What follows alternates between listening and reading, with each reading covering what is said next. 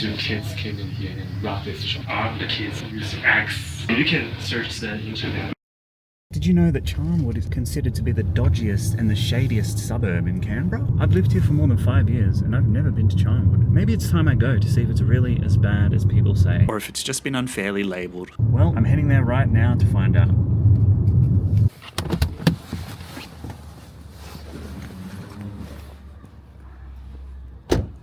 And almost immediately after arriving, I've already spotted a cop car. I can't tell if that's incredible comedic timing or just confirmation of the stereotypes. But then I see this really nice mural, and I'm thinking to myself, how bad can it actually be here? Well, luckily there's one place that'll give me an honest answer to that question. Can I ask you a question? You know how Charnwood has like a bad reputation? Kinda? Yeah. Do you ever see like dodgy people at Macca's or? On rare days. Rare days, really? Yeah. More often? Okay. No, not really, but we have some characters. Yeah, fair enough. So it's not as bad as people say? Not really. I mean, maybe it's just I'm used to it. Yeah. Well, as you just heard, maybe we were totally wrong about this place. And this Macca's is actually pretty normal. Nice even. They even have the epic kids play area. The clientele actually seems totally normal. It's clean, the music is banging, and this burger's actually unexpectedly good. It's fresh made, I mean, look at that steam. Dare I ask, is this actually Canberra's best Macca's? And as I sat here eating my unusually good teriyaki burger, I wondered, am I going to see anything at all today that proves this suburb's reputation? Surely there's something dodgy around. At this point, Charnwood was making me look a little bit silly. But every suburb does have that one place that locals tell you not to hang around. And I think I know where I can find it. This underpass definitely feels like Charnwood's best candidate. And you know what? Not even some kid playing music through a Bluetooth speaker. It's not that bad. But I'm not giving up that easy. Time to go regroup.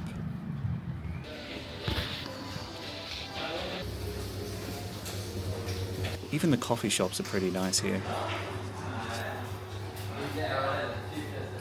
You know, when I think of like a dodgy or a shady suburb, I think of like antisocial behaviour, people staring at you, and I haven't really seen that. Okay, what about the local shops? Let's see if there's anything out of the ordinary there.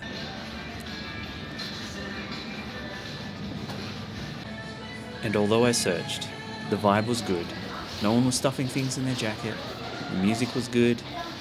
There were no signs of dodginess at all. Surely the reputation exists for a reason, and I'm going to find out why. At this point, I was actively searching for things that could be considered dodgy. In terms of dodginess, it looked promising. I actually had to search to find this, honestly. But as it turns out, even the graffiti is tame in this suburb. I was starting to think that Charnwood's reputation was just totally overblown. But then I walked into a local dollar shop, and what I heard next completely changed how I saw the suburb. That's a good question. I'm wondering, Charnwood, do you ever feel like unsafe here, or do you ever see like weird people around? Really? Because like I've been working here for like a year, and I still remember last year at this time, two kids came in here and robbed this shop. Really? Yeah. There's another staff working in here, and one kid just came to distract him, and the other one just took the whole register away. Whole register? Yeah, Really? we put it underneath the table at the moment. Really? Wow. Okay. One kid just like, I want to wear the gardening stuff. It's gardening stuff on the back corner. Our stuff just landing over there. Yeah. Okay. And the other kids took all of it. And there's a news agency next door. Yeah. And it had been robbed as well. Really? Yeah, so like two kids use X. The kids. You can search the internet. There should be a news about it. And they're being sent to the child court or something like that.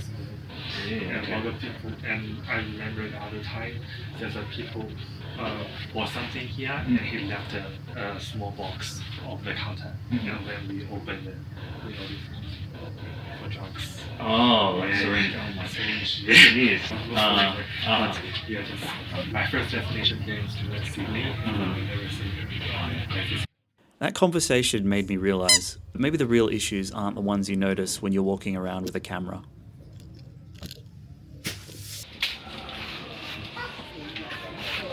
I mean, even the public toilets are nice here.